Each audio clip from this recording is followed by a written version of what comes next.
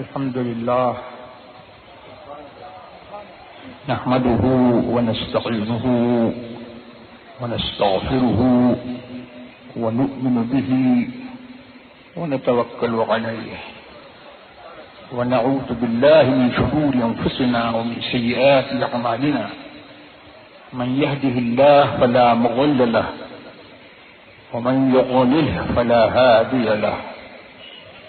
ونشهد أن لا إله إلا الله وحده لا شريك له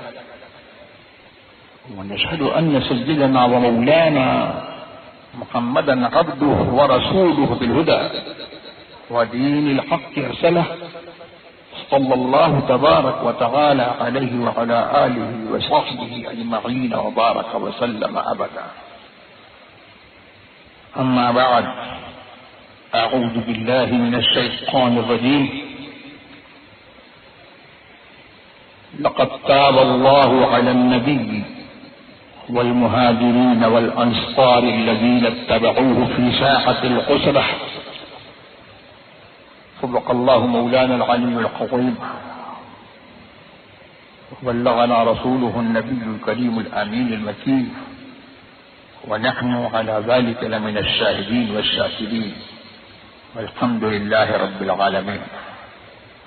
غوث اعظم بمنی بے سر و سامہ مدد قبلہ دی مدد کعبہ ایماں مدد تغوار کرم تست منی عینی را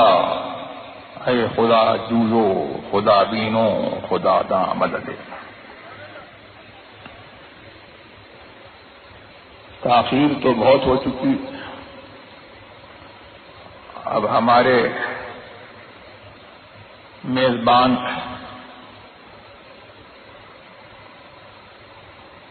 نے یہ کہا کہ بلا تاخیر. میں تو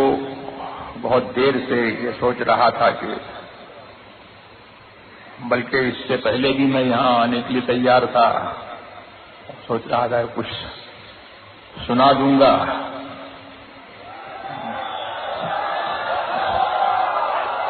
آپ لوگوں کا یہی اگر طور رہا تو میں تو سنانے سے رہا. آپ لوگ سنانے کے لیے آئے ہو تو آپ سناؤ، اور سننے کے لیے آئے ہو تو پھر اب خاموش ہو جاؤ.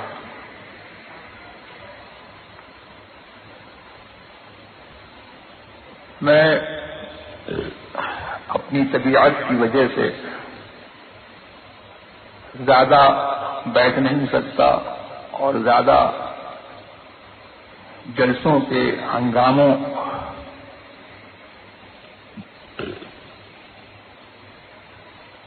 کا معاملہ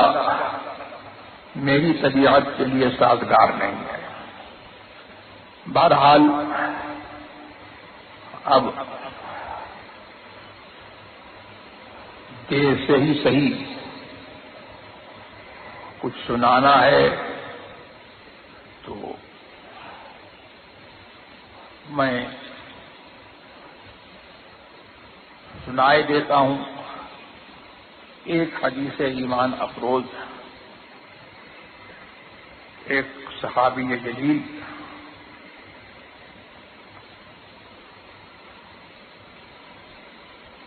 کی حکایت پر اور ان کے قصے پر مشتمل جو بخاری شریف میں مروی ہے، وہ حدیث میں یہاں پر سنانا چاہتا ہوں جس سے اندازہ لگے گا کہ صحابہ کرام رضوان اللہ تبارک و تعالی علیہم اجمعین حضور سرور عالم صلی اللہ تبارک و تعالی علیہ وسلم سے کیسی محبت فرماتے تھے، اور ان کی محبت کو انہوں نے اپنے رشتوں کی بنیاد کس طرح سے بنایا تھا، اور حضور سرور عالم صلی اللہ تبارک و تعالی علیہ وسلم کی حکم کی تعمیل کا ان کے اندر کیسا جذبہ تھا اور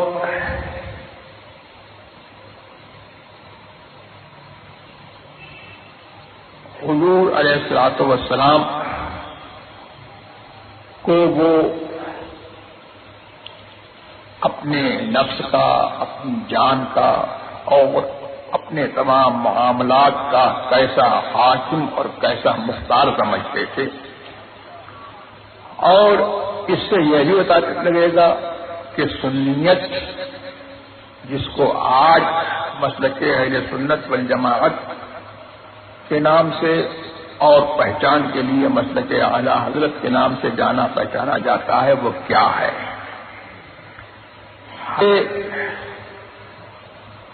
عبداللہ ابن کعب ابن مالک رضی اللہ تبارک و تعالی عنہ سے یہ حدیث بخاری شریف میں مروی ہے۔ کعب ابن مالک کے بیٹے عبداللہ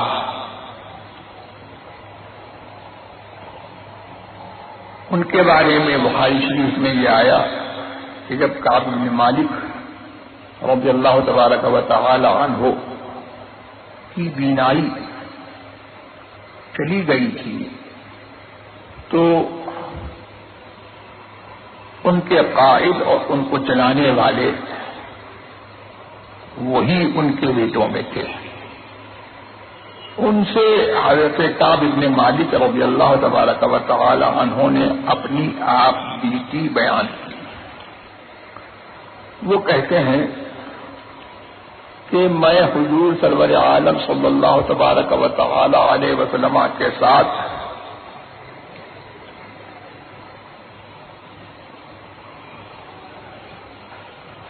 میں نے حضور کے ساتھ 12 غزوے کیے، اور میں کسی غزوے میں حضور سے پچھڑا نہیں، ان تمام غزووں میں میں حضور کے ساتھ رہا۔ کہتے ہیں کہ سوائے بدر کے، اور یہ بھی بتاتے ہیں کہ بدر کا غزوہ یہ اچانک ہو گیا تھا، اس کی پہلے سے کوئی تاریخ وغیرہ مقرر نہیں تھی۔ تو حضور سرور عالم صلی اللہ تبارک و تعالی علیہ وسلم نے جو لوگ اس بدر کے غزوے میں شریک نہ ہوئے ان پر حضور نے کوئی ملامت نہیں فرمائی۔ پھر یہ فرماتے ہیں کہ مجھے مضمون ہے، میں اس کا معنی بیان کر رہا ہوں کہ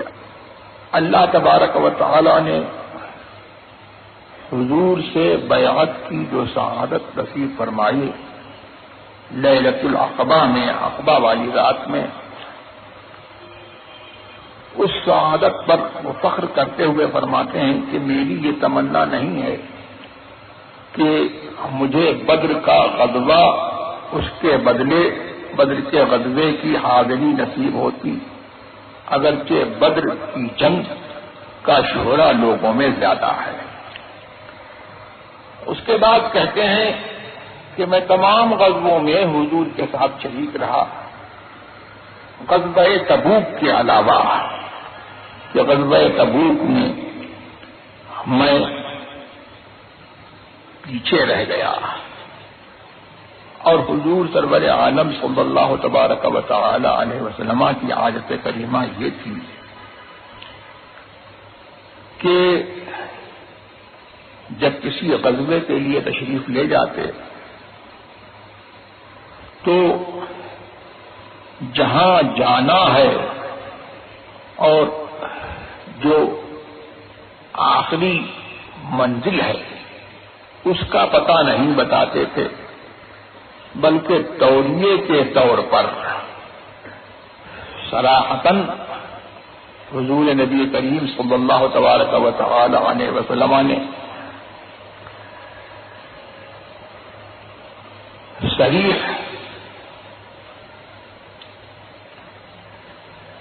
کوئی بات خلاف واقعہ نہ فرمائی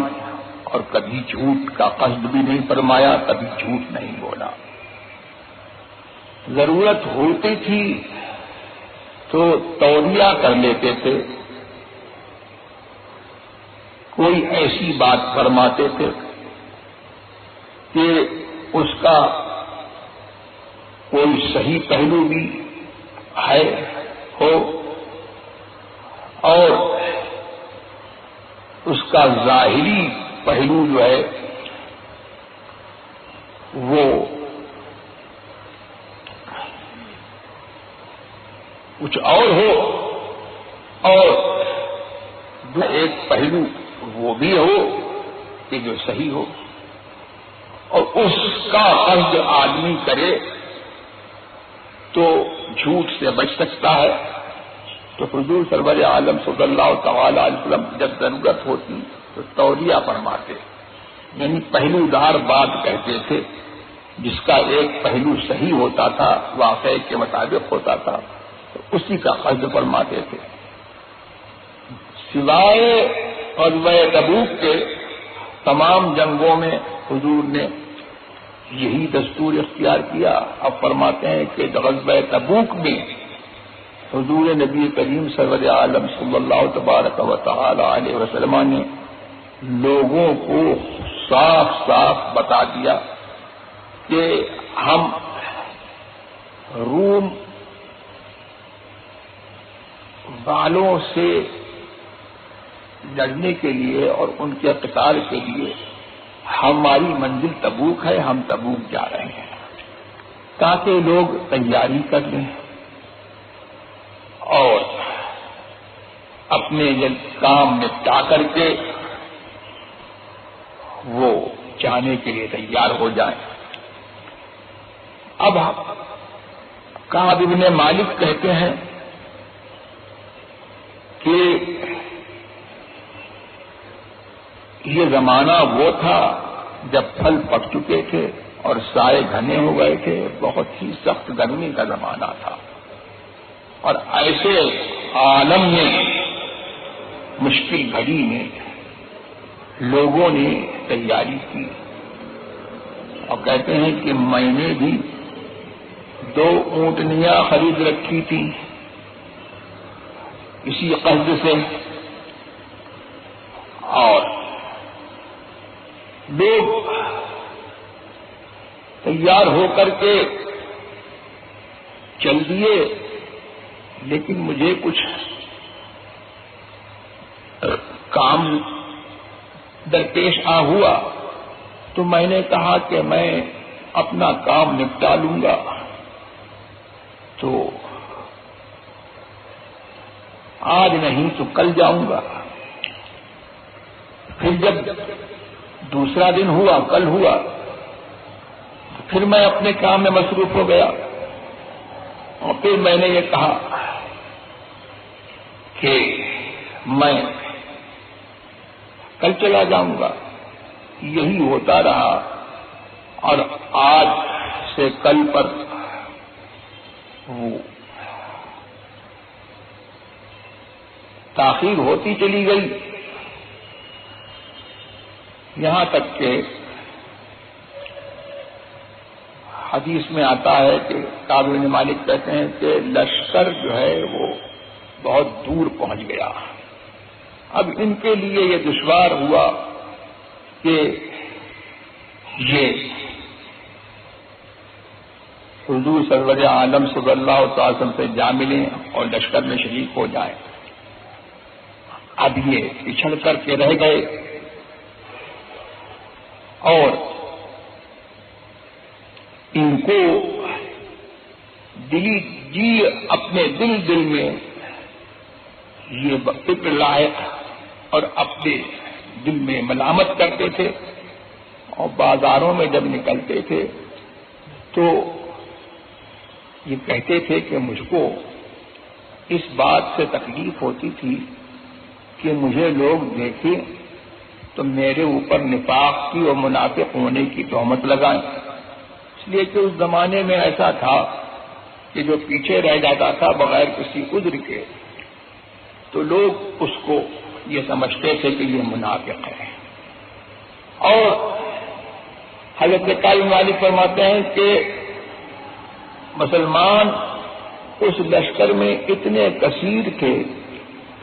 کہ ایک بڑا دفتر بھی ان کے ناموں کو جمع نہیں کر سکتا تھا. اتنے کثیر تعداد میں لوگ غزوہ تبوک میں گئے کہ آدمی چھپنا چاہتا تو چھپ سکتا اور کون آیا کون نہیں آیا. اتنے کثیر لشکر میں جو ہے یہ بات جو ہے اس کا حال جو ہے چھپ سکتا تھا. کہتے ہیں کہ جب حضور سرور عالم صلی اللہ تبارک و تعالی علیہ وسلم تبوک میں پہنچ گئے تو مجھے یاد فرمایا اور پوچھا کہ کعب ابن مالک کا کیا ہوا. اب کہتے ہیں کہ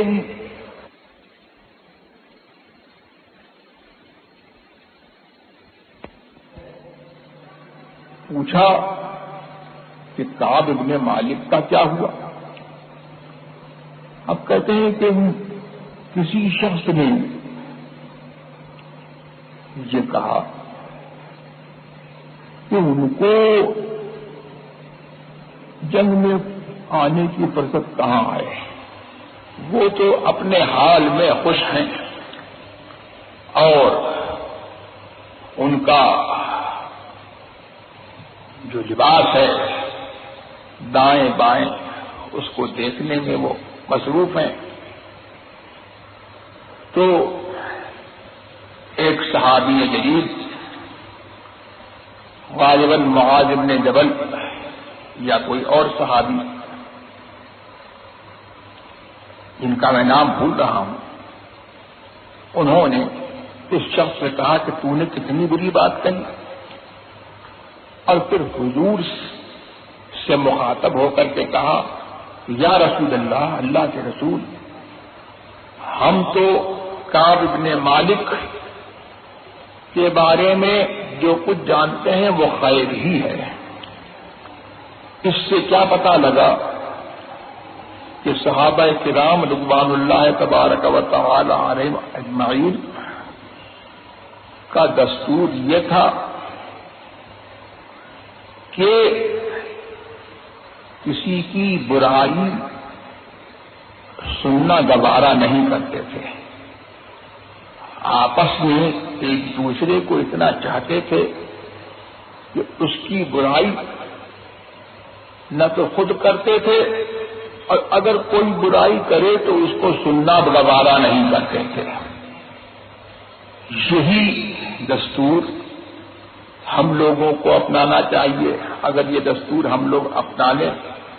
تو غیبت کا اور ایک دوسرے کی ناحق بلا ضرورت اور بے حاجت شرعیہ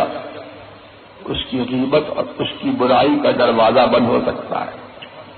اور اس سے یہ بھی پتہ لگا کہ صحابہ کرام رضوان اللہ تبارک و تعالی علیہم اجمعین کسی کے اوپر اعتراض کرنے میں اور اس کے اوپر کوئی الزام دینے میں جلدی نہیں کرتے تھے. اب ہم جیسے لوگ ہوتے تو فوراً یہ حکم لگا دیتے کہ کعب ابن مالک نے بڑا گناہ کیا اور کعب ابن مالک معاذ اللہ مجرم ہو گئے. لیکن یہ صحابی تھے، انہوں نے اعتراض میں جلدی نہیں کی اور جس نے اعتراض کیا اس کو ڈانٹا، پتہ یہ لگا کہ مسلمان کا قول اور اس کا فعل اگر وہ محتمل ہے اور اس کے اندر مختلف پہلو ہیں تو اس کو اچھے پہلو پر محمول کیا جائے گا، اور اس کے برے پہلو کو جب تک وہ برا پہلو خود متعین نہ ہو جائے وہ برا پہلو جو ہے پر محمول نہیں کیا جائے گا، اور اس کو جو ہے جہاں تک ہو الزام سے بچانے کی کوشش کی جائے۔ تو یہ حضرت کعب بن مالک رضی اللہ تبارک و تعالی عنہ پر نے اعتراض کیا، ان صحابی نے جو اس کا دفاع فرمایا اس سے یہ نقطہ بھی معلوم ہوا۔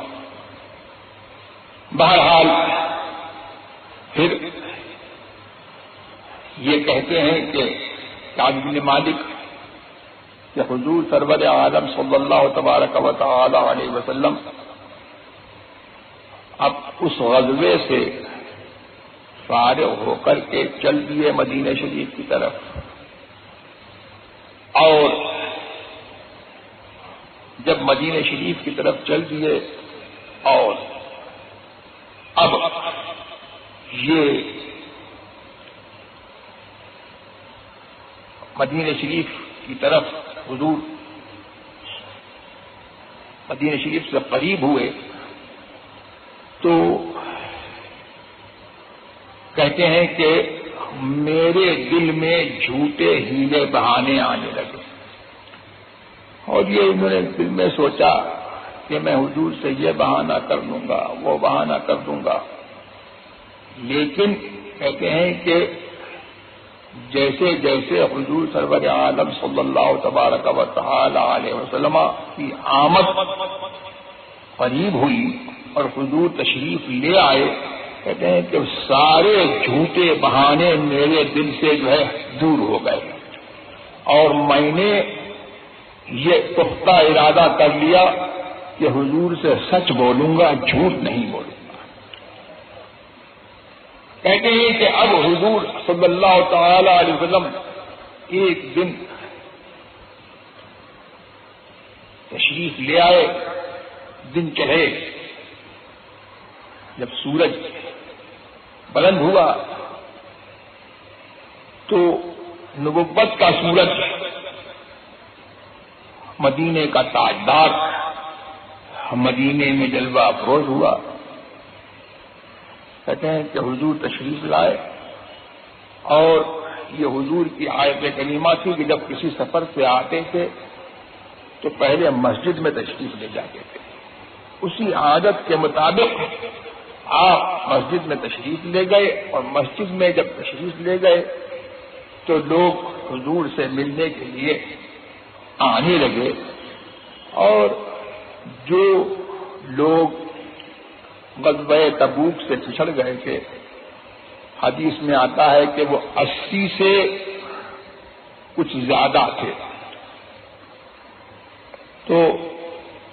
وہ سب آنے لگے اور حضور سے اپنے ہیلے اور بہانے کرنے لگے،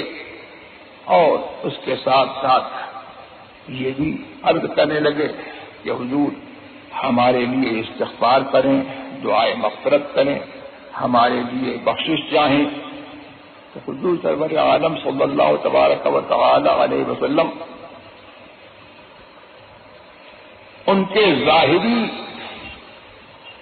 حال کو قبول فرماتے ہوئے حضور نے ان کے اعذار کو قبول کیا اور ان کے لیے دعائے مغفرت کر دی، اس لیے کہ حضور سرور عالم صلی اللہ تبارک و تعالی علیہ وسلم خود فرماتے ہیں کہ امرنا بالظواہر، ہمیں یہ حکم ہوا ہے کہ آدمی کی ظاہری حالت کو ہم قبول کریں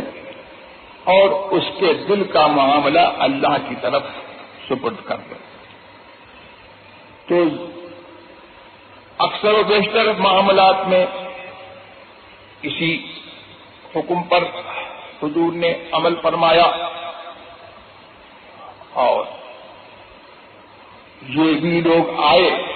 تو اسی قاعدے کے مطابق ان کے ظاہری اعذار کو قبول فرما لیا اور ان کے لیے دعائے مغفرت فرما دی. لیکن حضور سرور عالم صلی اللہ تبارک و تعالی علیہ وسلم کی یہ خصوصیت ہے اور یہ خصوصیت اگلے انبیاء میں نہیں پائی جاتی. اگلے انبیاء کا حال یہ ہے کہ کچھ کو یہ حکم تھا کہ وہ ظاہر پر عمل کریں اور کچھ کو یہ حکم تھا کہ وہ باطن پر عمل کریں. دل میں جو ہے اور جو حقیقت میں جو معاملہ ہے اس حقیقت پر عمل کریں، ظاہر پر عمل نہ کریں. جیسے حضرت خضر علی نبینا وعلیہ الصلوۃ والسلام کہ ان کو یہ حکم تھا کہ وہ باطل پر عمل کریں، اسی لیے انہوں نے چند کام ایسے کیے جس پر حضرت موسیٰ علیہ الصلوۃ والسلام نے اعتراض فرمایا، اس لیے کہ وہ ظاہر شریعت کے اعتبار سے وہ کام خلاف ظاہر تھے، ان کی نظر میں ظاہر میں خلاف شرع تھے. تو انہوں نے یہ کہا کہ یہ کیسے آپ نے کر دیا، ایک پاکیزہ جان کو آپ نے مار ڈالا، قتل کر دیا، بہت برا کیا. اور اسی طرح سے جب وہ کشتی میں چلے تو اس کشتی میں آپ نے سوراخ کر دیا، کشتی کو چیر دیا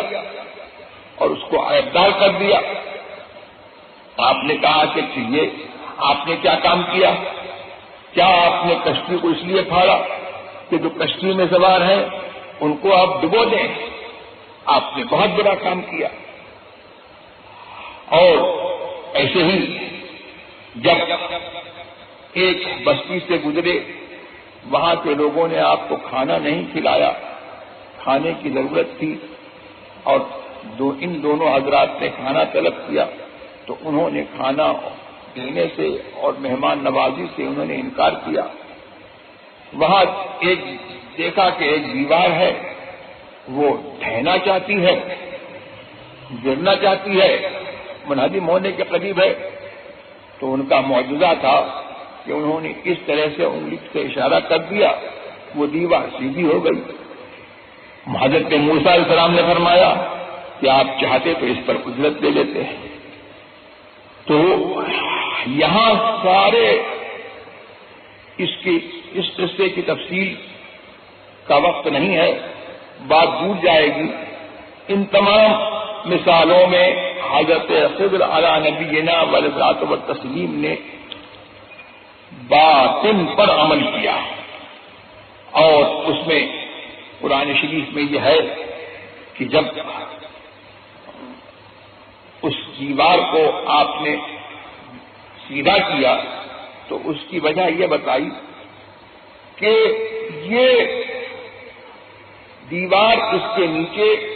دو یتیموں کا خزانہ تھا اور ان کا باپ نیک آدمی تھا. یعنی کیا پتا چلا کہ اس کی نیکی اس بات کی سبب ہوئی، نیکی اس بات کی وجہ ہے، نیکی اس کی وجہ ہے کہ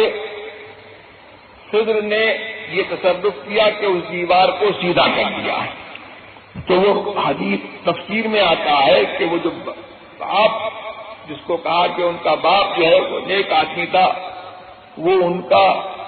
باپ نہیں تھا بلکہ ساتویں پشت میں ان کا دادا تھا. تو اس سے پتہ لگا کہ آدمی کی نیکی جو ہے وہ آدمی کے کام بھی آتی ہے اور آدمی کی نیکی سے جو ہے دوسروں کا بھی بھلا ہوتا ہے اور اس کے مر جانے کے بعد جو ہے اس نیکی سے جو ہے اس کی اولاد کو اور دوسروں کو بھی فائدہ ہوتا ہے.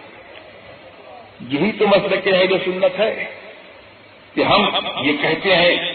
کہ صلحاء اور صالحین کے ذریعے سے اللہ تبارک و تعالی ہمارے معاش اور ہماری دنیا کی اصلاح اور اس کا انتظام فرماتا ہے۔ بہرحال تو حضرت خضر نے باطن پر عمل کیا اور حضرت موسیٰ نے جو اعتراض فرمایا وہ ظاہر پر ان کا عمل تھا۔ دونوں اپنی اپنی جگہ پر جو ہے اللہ تبارک و تعالیٰ کے حکم پر عمل کر رہے ہیں۔ یہ ظاہر ان کو ظاہر پر عمل کرنے کا حکم تھا اور ان کو باطن پر عمل کرنے کا حکم تھا۔ اسی لیے اس روایت میں یہ آتا ہے کہ جب حضرت خضر سے اللہ کے حکم سے حضرت موسیٰ علیہ السلام وہ علم حاصل کرنے کے لیے گئے تو انہوں نے فرمایا کہ آپ کو اللہ نے وہ علم دیا ہے کہ جس پر عمل کرنا میرے لیے مناسب نہیں ہے کہ میں اس کو جانوں، یعنی اس پر عمل کروں، اور مجھے اللہ نے وہ علم دیا ہے کہ اس کو جاننا یعنی اس پر عمل کرنا یہ آپ کے لیے مناسب نہیں ہے اور آپ میرے ساتھ جو ہے وہ ٹھہر نہیں سکیں گے۔ بہرحال تو لیکن یہ سرکار کی خصوصیت ہے ہمارے، کہ ان کو اللہ تبارک و تعالیٰ نے ظاہر و باطن دونوں کا حاکم بنایا۔ جب چاہا ظاہر پر حکم دیا اور جب چاہا تو حقیقت کے مطابق حکم فرمایا اور باطن کے مطابق حضور نے جو ہے حکم فرمایا اور باطن پر جو ہے حضور نے فیصلہ کیا۔ تو یہاں پر منافقین نے ہیلے بہانے کیے، حضور نے ظاہر کے مطابق ان کا عذر جو ہے قبول کر لیا اور دعائے مغفرت فرما دی۔ لیکن یہ نہیں ہے کہ حضور کو اس پر اطلاع نہیں تھی، حضور کو اس پر اطلاع تھی، لیکن خدا کی طرف سے حکم یہی تھا کہ ان کے ظاہر کو قبول کر لو۔ اچھا، اب کعب بن مالک آئے تو کعب بن مالک کے بھی حال سے جو ہے حضور واقف تھے، تو کعب بن مالک آئے تب ان کا ظاہر قبول کرنے کی بات نہیں ہے، دیکھا تو دیکھ کر کے تبسم فرمایا، اس تبسم میں ناراضگی کے آثار تھے۔ کہتے ہیں کہ پھر آپ جب حاضر ہوئے تو حضور نے فرمایا کہ کیا ہوا، تم غزوہ تبوک میں نہیں آئے؟ کیا تم نے اپنی 2 اونٹنیاں نہیں خریدی تھی اس ارادے سے؟ یعنی حضور کو اس ارادے کی بھی خبر ہے کہ کعب بن مالک کا جو ہے جانے کا ارادہ تھا، انہوں نے 2 اونٹنیاں خریدی تھی کہ میں نے حضور سے جو ہے یہ عرض کیا کہ خدا کی قسم میرے پاس جو ہے میرے لیے کوئی عذر نہیں ہے، اور میں جب حضور سے پچھڑا تو میرے لیے کوئی عذر نہیں تھا، میں اتنا تندرست اور توانا اور اتنا تونگر کبھی نہیں تھا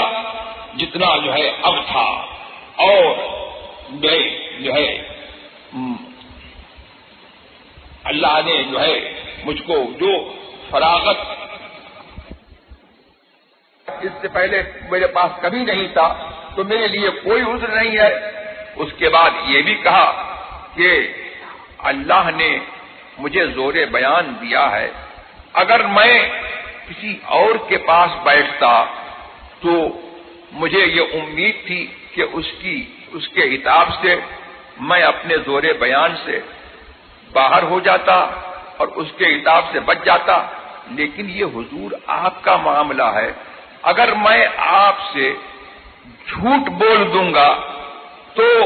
اللہ تبارک و تعالی ضرور آپ کو بتا دے گا۔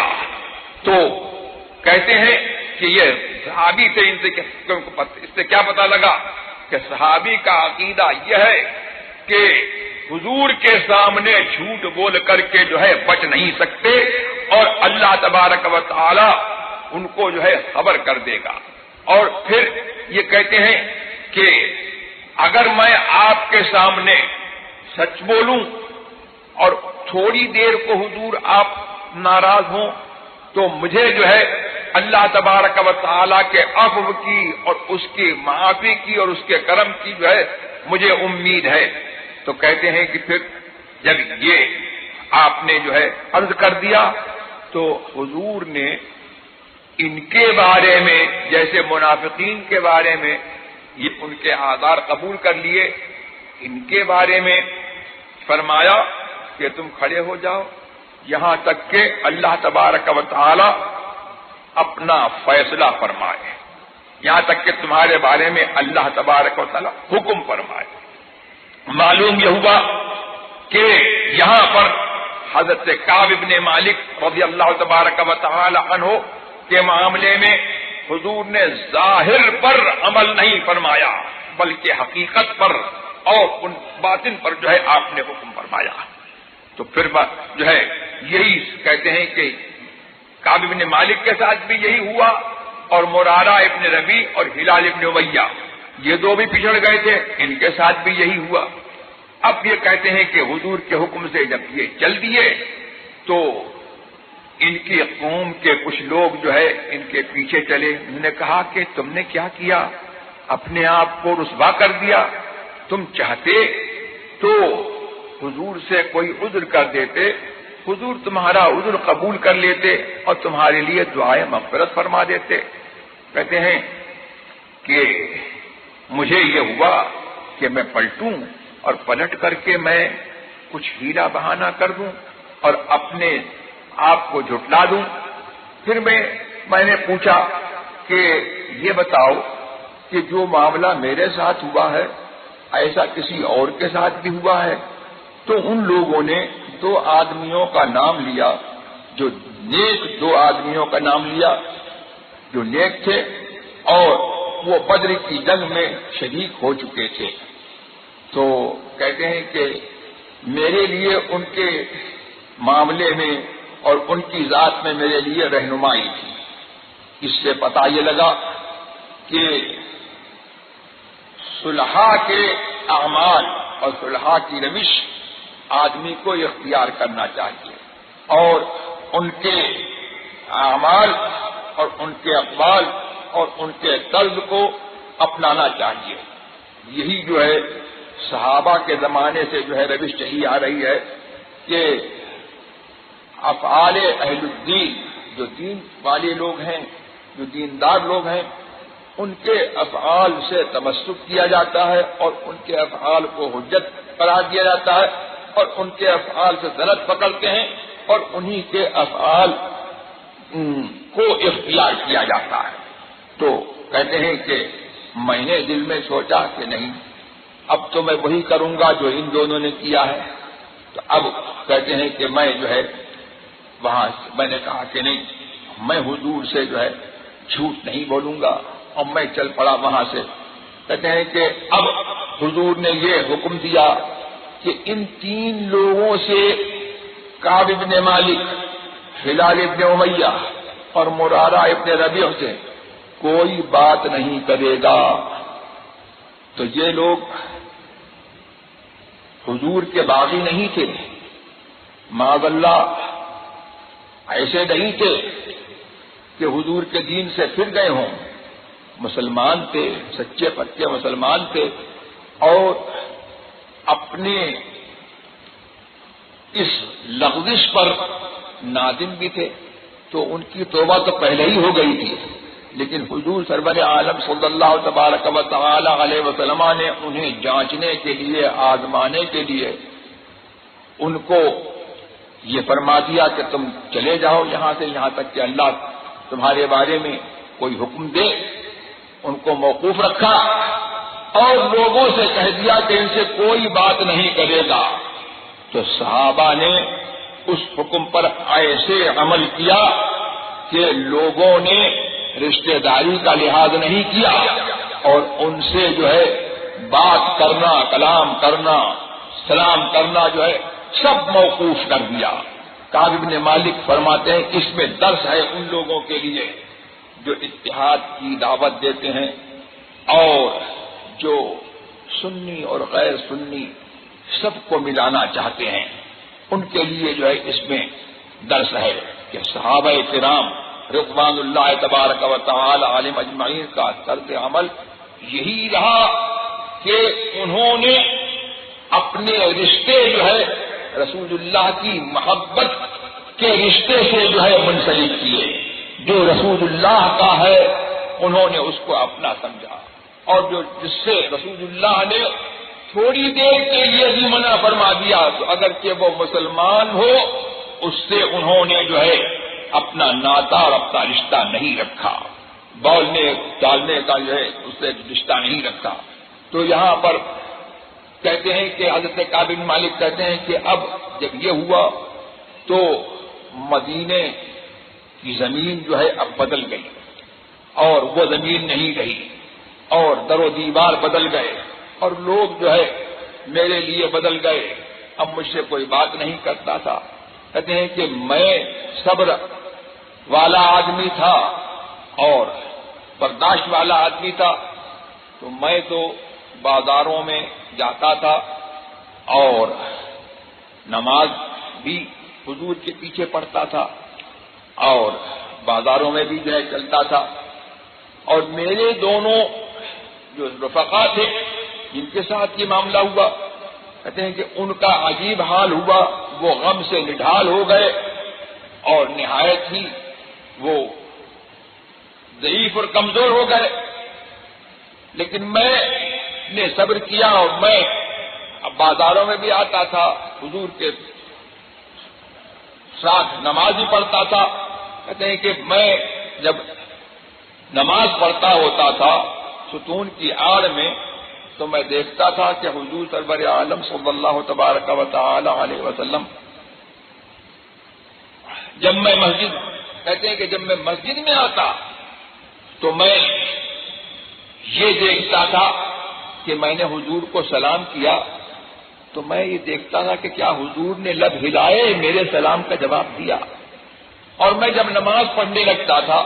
ایک ستون کی آڑ میں تو میں دیکھتا تھا کہ حضور مجھ کو دیکھ رہے ہیں،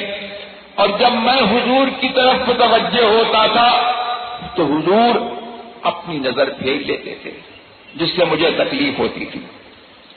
اب کہتے ہیں کہ یہی حال ہوا کہ اسی حال میں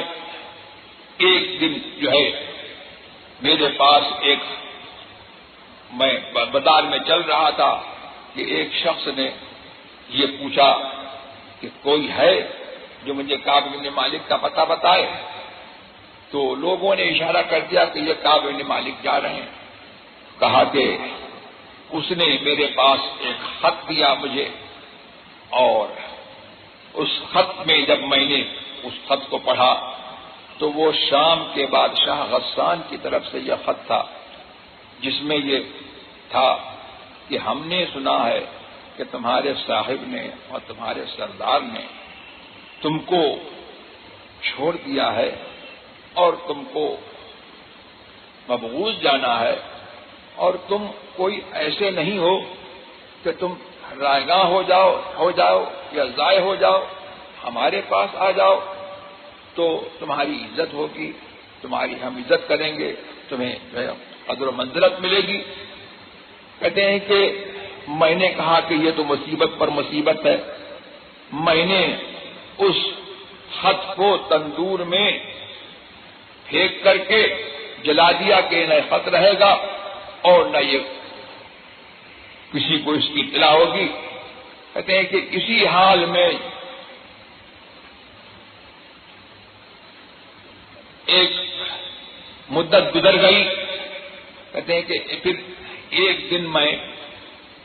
اپنے چچازاد بھائی قتادہ کے باغ میں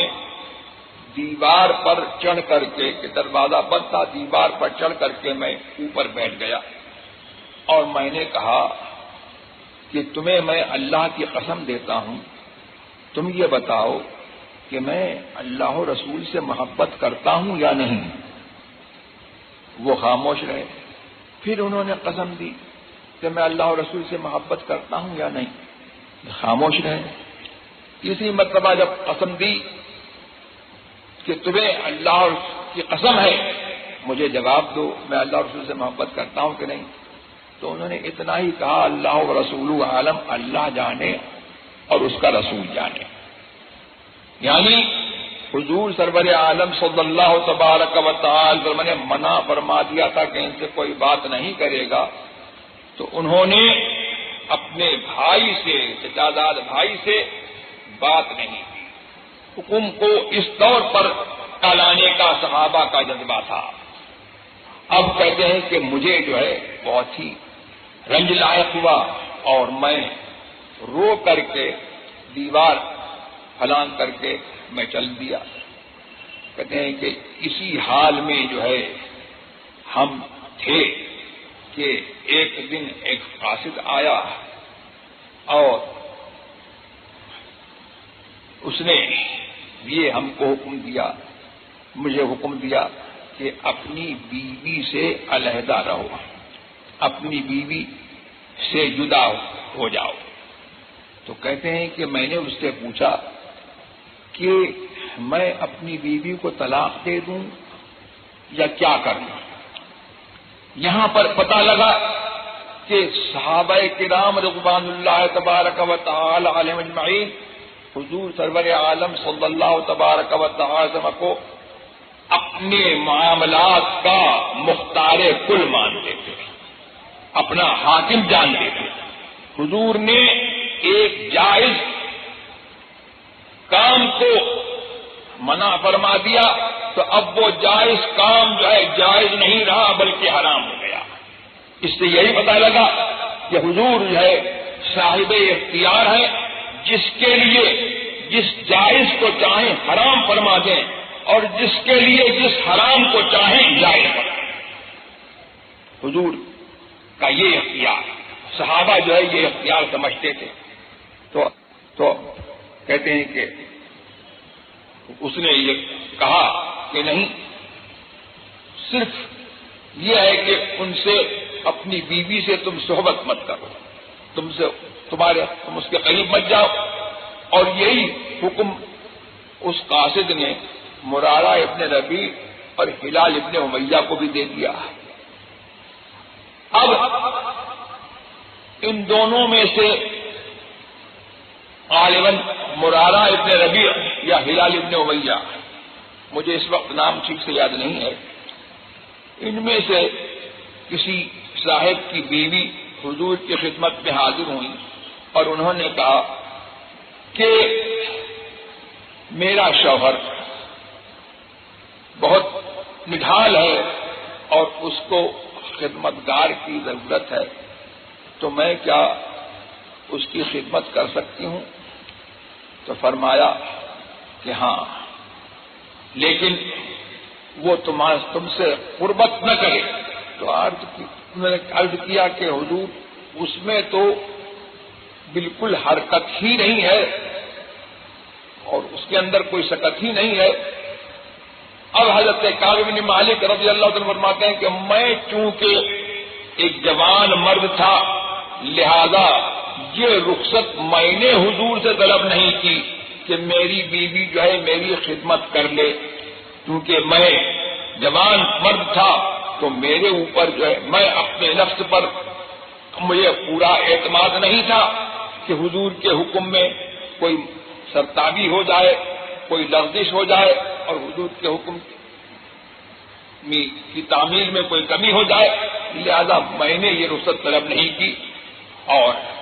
میں جو ہے نے اس پر حضور حضرت کعب بن مالک نے اس پر عمل کیا کہ جتنی مدت تک ان کو جو ہے بیوی سے جدا رکھا گیا وہ اپنی بیوی سے جدا رہے.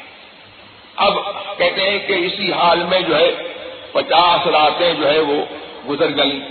ایک دن فرماتے ہیں کہ میں اپنے مکان کی چھت پر بیٹھا ہوا تھا، صبح کو نماز پڑھ کر کے میں نے جو ہے اپنی مکان کی چھت پر بیٹھا تھا کہ جبل صلاح سے ایک بشارت دینے والے نے مجھے بشارت دی کہ اے کعب بن مالک، تم کو بشارت ہو، اللہ تبارک و تعالی نے تمہاری توبہ کو قبول کیا. کہتے ہیں کہ ان کے پاس جو ہے اس کی آواز وہ اس کے گھوڑے سے پہلے آئی، تیز آئی اور وہ پھر اپنا گھوڑا بھگا کر کے چلا کر کے آیا، اور کہتے ہیں کہ میں اتنا خوش ہوا کہ میرے تن کے اوپر اس وقت 2 کپڑے تھے، اور میں نے اپنے وہ دونوں کپڑے بدل کر کے اس شخص کو دے دیے، اور پھر میں حضور کی خدمت میں حاضر ہوا تو میں نے یہ دیکھا کہ حضور سرور عالم صلی اللہ تبارک و تعالی وسلم کا چہرہ چاند کی طرح سے جگمگا رہا ہے، اور حضور کی یہ عادت کریمہ تھی، ہمیشہ حضور کی حالت تھی کہ جب حضور خوش ہوتے تھے تو چہرہ جو ہے جو پہلے سے تابناک تھا اور زیادہ چمکتا تھا۔ تو کہتے ہیں کہ میں حاضر ہوا تو لوگ مجھے بشارت دینے لگے کہ تم کو اللہ نے تمہاری توبہ قبول کی، تمہیں مبارک ہو، اور حضرت طلحہ مہاجرین میں سے حضرت طلحہ وہ کھڑے ہو کر کے ان کے لیے کھڑے ہوئے، اور کھڑے ہو کر کے آگے بڑھ کر کے انہوں نے مبارکباد دی۔ پھر جب یہ حضور کی خدمت میں حاضر ہوئے تو حضور نے ان کو بشارت دی، تو انہوں نے حضور سے عرض کیا کہ یا رسول اللہ، میری توبہ کی تمامیت اس میں ہے کہ میری توبہ کہ میں اپنے مال سے دستبردار ہوتا ہوں، صدقۃ للہ ولرسولہ، یہ مال جو ہے وہ اللہ کے لیے اور اس کے رسول کے لیے صدقہ ہے میری طرف سے۔ تو یہ کیوں کہا؟ اللہ کے لیے ہی کہہ دینا کافی تھا، ولی رسول ہی کیوں کہا؟ یہ بتانے کے لیے کہ جب تک رسول کی رضا نہیں ہوگی اور جب تک رسول کا وسیلہ نہیں ہوگا، اللہ تبارک و تعالی کی بارگاہ میں کوئی عبادت جو ہے قبول نہیں ہوگی۔ تو اب حضرت کعب بن مالک نے جب یہ عرض کر لیا تو حضور نے فرمایا کہ اپنے لیے کچھ مال بچا کر کے رکھو، یہ تمہارے لیے بہتر ہے۔ تو کہا کہ خیبر میں جو میرا حصہ ہے میں اس کو روک لیتا ہوں۔ اس کے بعد یہ کہتے ہیں کہ اللہ تبارک و تعالی نے اسلام کے بعد اور ایمان کے بعد میرے اوپر سب سے بڑی نعمت جو کی وہ یہ کہ میں نے رسول سے سچ بولا، اور کہتے ہیں کہ اس کا ہم لوگوں کو یہ بدلہ ملا اور یہ ثواب ملا اور یہ جزا ملی کہ اللہ تبارک و تعالی نے ہمارے بارے میں جو ہے یہ فرمایا کہ وقالت ثلاثۃ الذین خلفوا، کہ اللہ نے اپنی رحمت سے رجوع فرمایا اس نبی پر اور مہاجرین پر اور انصار پر جنہوں نے مشکل کی گھڑی میں نبی کی پیروی کی، اور ان تینوں پر جو موقوف رکھے گئے۔ تو کہتے ہیں کہ ہماری تخلیف جس کا ذکر قرآن میں ہے یہی تھا کہ اللہ تبارک و تعالی نے ہمارے حکم کو موقوف رکھا، ہمارے اوپر جو ہے آزمائش کے لیے یہ حکم جو ہے ہمارے اوپر موقوف رکھا۔ پھر جو ہے اللہ تبارک و تعالی نے اس طور پر ان کی یہ تعریف فرمائی اور یہ ان کے لیے جو ہے بشارت دی، اور کہتے ہیں کہ جن لوگوں نے حضور سے جھوٹ بولا تھا اللہ تبارک و تعالیٰ نے ان کے بارے میں نہایت قبیح بات کہی، اور نہایت جو ہے ان کے بعد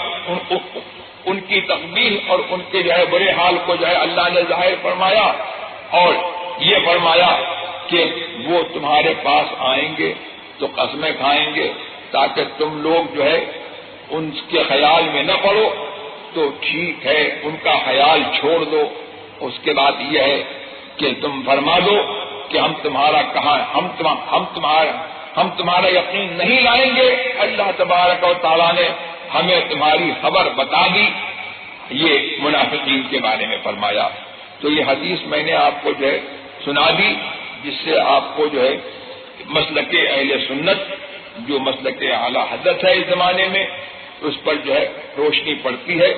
اور اس سے یہ پتہ لگتا ہے کہ حضور سرور عالم صلی اللہ تبارک و تعالی علیہ وسلم سے محبت اور ان کے احکام کی تعمیل کا جذبہ جو صحابہ کو تھا وہ کس طور پر ہونا چاہیے، اور ہمیں اپنا رشتہ کس سے استوار رکھنا چاہیے۔ اس میں درس یہی ہے کہ جو حضور سرور عالم صلی اللہ تبارک و تعالی علیہ وسلم کا ہے وہی ہمارا ہے، اور جو حضور کا نہیں ہے تو وہ اگرچہ ہمارا خون کا رشتہ دار ہو وہ ہمارا نہیں ہے۔ محمد ہے متاع عالم ایجاد سے پیارا، پدر مادر برادر مال و جاں اولاد سے پیارا، وآخر دعوانا الحمدللہ رب العالمین۔